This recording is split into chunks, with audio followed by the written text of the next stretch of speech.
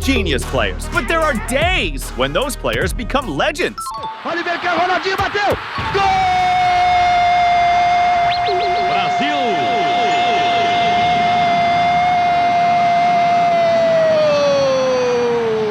There were hat tricks, there were bangers, there were performances that looked unreal. These were nights where ballers became immortal. Today, you're gonna see more of the most insane matches from football's biggest stars. In 2016, Neymar led Brazil to a historic win. It was about settling a score with history. Brazil versus Germany at the Maracanã, the Olympic final. The 7-1 loss still echoed like a ghost, but now Brazil had their number 10 on the pitch. They had Neymar, and the star was ready to write a new chapter. This time with a happy ending. The game started tense, gritty, and the Germans seemed determined to stop Neymar by fouling him hard. Until the 25th minute, the number 10 burst down the left, styling like he loves to do. Ginter came in late and only found the star's leg, a dangerous free kick. Neymar grabbed the ball, took a deep breath, looked at the goal. He knew the weight of that moment. He stepped up to the ball and scored an absolute worldie. A perfect strike, top-ins, bar, net, and an explosion in the Maracanã. Horn dived for nothing. Brazil was ahead. It was Neymar saying, "I'm here!"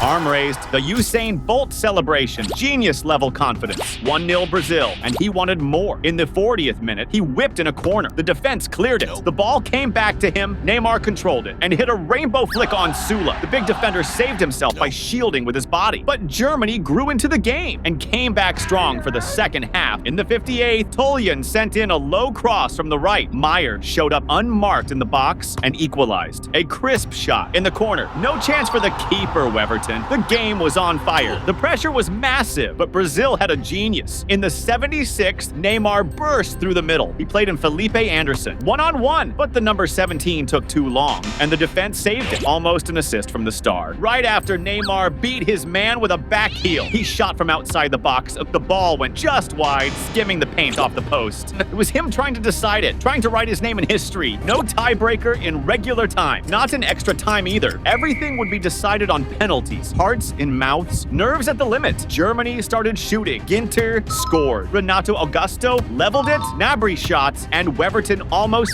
saved it. Marquinhos was clinical. Brandt kept the Germans ahead. Rafinha sent the keeper the wrong way, cold as ice. Sula shot. Weverton went the right way again, but couldn't reach it. Luan slotted it home with class. All tied up. The fifth kick was decisive. Peterson stepped up, and Weverton saved it. Destiny was at Neymar's feet. He kissed the ball. The Maracanã held its breath. The entire country stopped. The final penalty. It was him against history. Neymar steps up. He smashed it into the top corner. It was goal. The star fell to the grass. He collapsed in tears. Tears of relief. Tears of a champion. With Neymar, Brazil won the only title they were missing. Gold medal at the Maracanã. Unforgettable. Now it's time for the last Brazilian to win the Ballon d'Or, Kaká. It was the 2006/2007 Champions League semifinal. Surrounded by three English giants. One Italian team tried to silence the continent. Chelsea and Liverpool battled it out on one side, and on the other, standing in Manchester United's way, was Kaká's Milan. Old Trafford, hallowed ground, would be brought down that night because the Theatre of Dreams witnessed a masterclass. From Milan's number 22, Kaká was possessed, but the home team started in control. Just 6 minutes in, corner from the left. Cristiano Ronaldo rose high. Dida came out poorly. The ball hit him, looped up, and died in the net. 1-0 Manchester United. Eruption in Manchester. But in the 21st minute, the Brazilian star decided it was time to flip the script. Seedorf controlled it on the left. Kaká was already pointing to the space, making an intelligent run. Asking for the ball in front, the Dutchman launched it. Kaká broke through. A left-footed touch into Van der Sar's far corner. All tied up. 1-1. Milan could breathe, and Milan took the lead with a work of art. In the 36th, a long ball from the defense. Kaká beat Fletcher in the air, controlled it, went right at Heinze,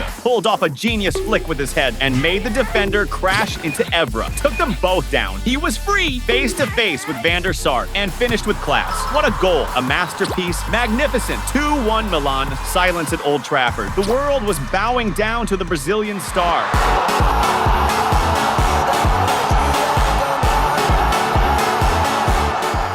In In the next minute, Kaká almost scored another one. A rocket from way out, Van der Sar flew to the corner to save it. It was a personal massacre. In the second half, in the 56th, Kaká came again. Took it down the left, rolled it to Seedorf. The Dutchman gave it back with style. Kaká finished off balance, and the ball went just wide. But United was still alive. In the 58th, Scholes hit a ridiculous pass. Rooney controlled it on his chest and shot past Dida. 2-2. In stoppage time, another twist. Cristiano burst down the left, found Rooney at the edge of the box, shot into the corner, 3-2 Manchester. End of the game. A Kaká show, but a victory for the Red Devils. In the return leg, San Siro would be the stage for revenge, and Milan would run all over them. Kaká would be decisive again, and at the end of that season, he would lift the Champions League trophy, the peak of the world's best player in 2007. The next game is a redemption story. After the surgeries, after the doubts, Ronaldo led Brazil to the 2002 World Cup final. For the national team, it was time to overcome the trauma of the 98 match against France and reconquer the world. Ronaldo took the pitch with that legendary haircut and turned into the greatest number 9 in history. Just 18 minutes in, he was already warming up for the goal. Ronaldinho received it in the middle and played in Ronaldo. He got it between the defenders, he hit it with the outside of his left foot, and the ball grazed the post. In the 29th, Ronaldinho again. A pinpoint pass over the top of the defense. Ball at the feet of the phenomenon, but Oliver Kahn came out to save it, and the duel against the German keeper was heating up. In stoppage time, Roberto Carlos sent in a low cross. Ronaldo received it. Shot, but the German keeper made a massive save with his foot. In the first half, the keeper had the upper hand, but it wouldn't be that way in the second half. And in the 66th, the moment came. Ronaldo tirelessly stole the ball from Heyman, passed it to Rivaldo, and ran into the box as if he knew what would happen. Rivaldo shot hard. Kahn finally fumbled. The ball slipped, and it fell to the feet of the goal scorer. Ronaldo, cold, lethal, shot with hunger. The net bulge. Brazilian explosion. 1-0. It was the scream held back since 98, but there was still more. In the 78th, Kleberson carried the ball down the right. He passed to Rivaldo in the middle, and he hit a magic dummy. The ball found Ronaldo, he controlled it and placed it. Simple, lethal, perfect. 2-0. The phenomenon cemented his legacy. He was the greatest in the world.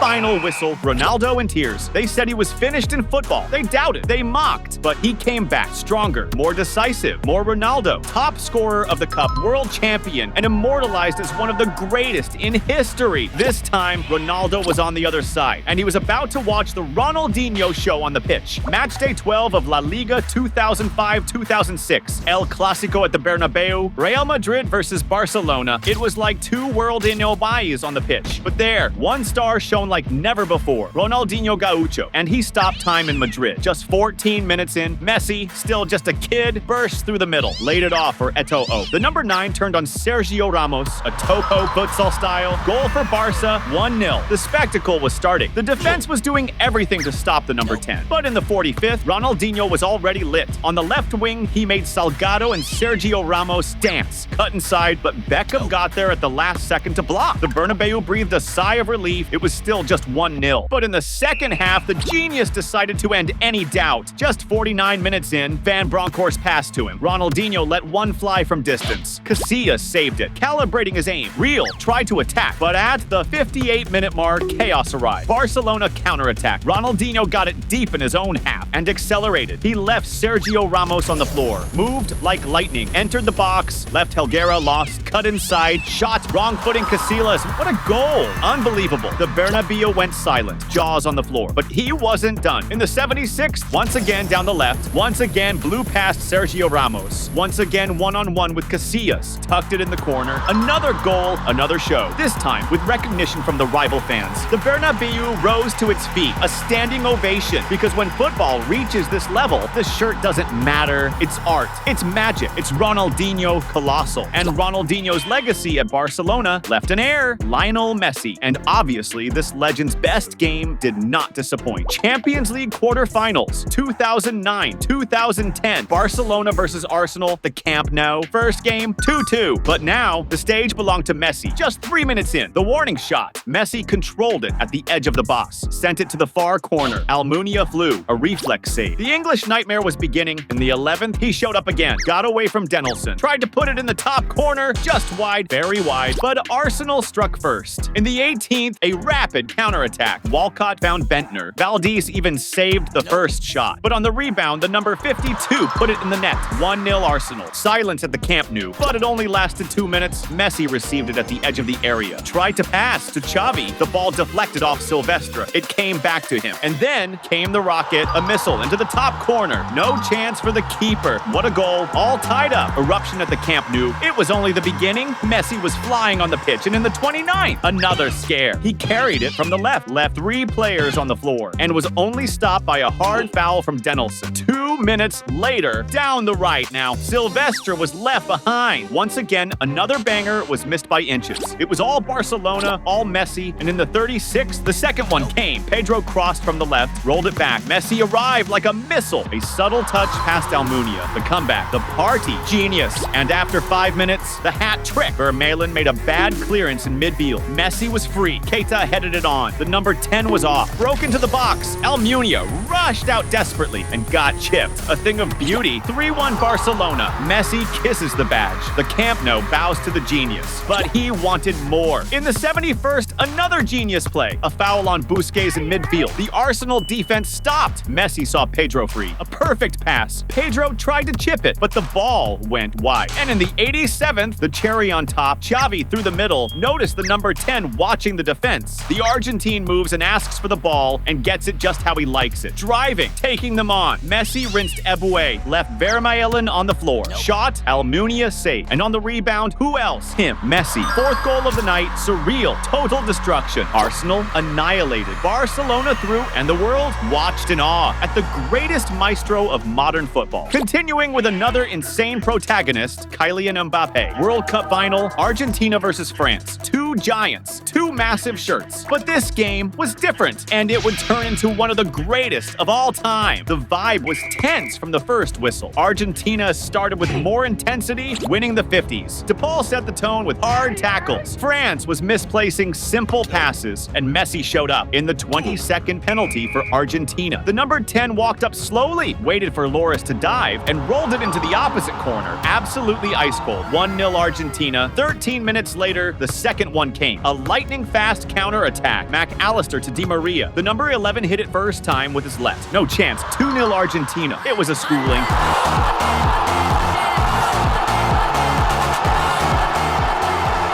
France finished the first half without a single shot on goal. Disoriented, lost. But football is cruel and magic. In the 70th minute, Mbappe finally showed up. He burst from the left, cut inside, and looped it over. The Stars' first shot of the game. And then came the miracle. In the 78th, Kolo Muani burst through. Otamendi came in late, a clear penalty. Mbappe grabbed the ball, placed it carefully, took a deep breath, hit it hard in the corner. Dibu Martinez got a hand to it, but couldn't keep it out. 2-1. France was breathing. The number 10 star was starting to shine, and he grabbed the ball from the back of the net. 1 minute later, France won the ball back. Mbappe played a 1-2 with the romp. Molina didn't follow, and Mbappe hit an insane volley. First time into the far corner. A masterpiece.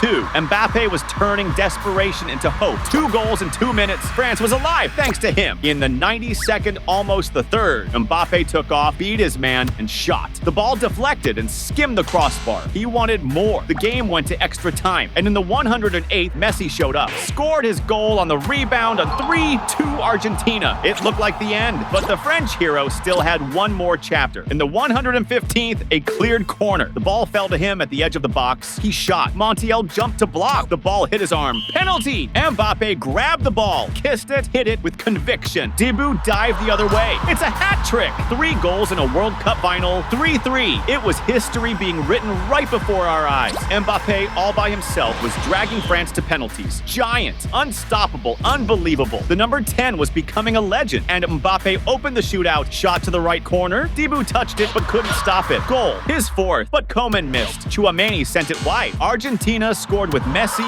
Dybala, Paredes, and Montiel scored the last one. Argentina, world champions. But the entire world witnessed the greatest individual performance in a final. Mbappe lost the trophy, but he gained eternity. With 3 goals and a converted penalty, he wrote his name in history. Giant. And if you watch this far, like the video and also subscribe to the channel to watch the next part of this series we're making. My name is Christian Castro, and I'll see you in the next video.